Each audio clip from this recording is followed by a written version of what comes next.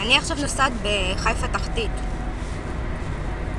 כל פעם שאני שומעת רדיו ונכנסת לכאן, תמיד הרדיו מתחלף למוזיקה ערבית. כאילו שהרדיו קולט שהוא נכנס לאזור של ערבים, אז הוא יודע להחליף את השירים של עצמו אוטומטית. תראו מה אני אוכלת.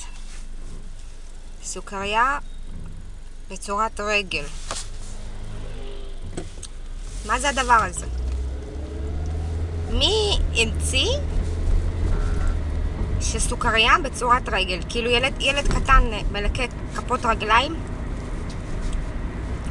מה ההיגיון בזה? עכשיו אני גם מבינה למה יש אנשים שיש להם פטיש לכפות רגליים, כי מגיל קטן אז הם היו רגילים לאכול סוכריות בצורת רגל.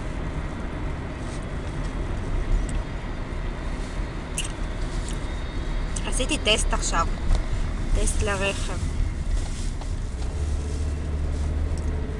הטסט עלה לי לשלם למשרד הרישוי 1,200 כמעט. הגעתי לטסט לעשות את הטסט, עשיתי את הטסט, שילמתי עוד בנוסף בטסט עצמו 96 שקל, לא עברתי את הטסט.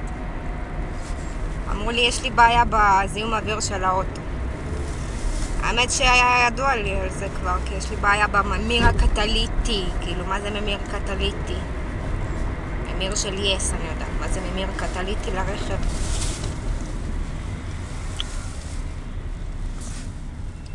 דיברתי עם המוסכניק שלי, הוא אמר לי להחליף כל הממיר עולה 2,000 שקל.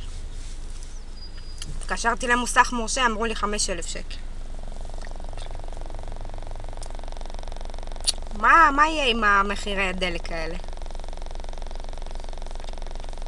לא רק שאני משלמת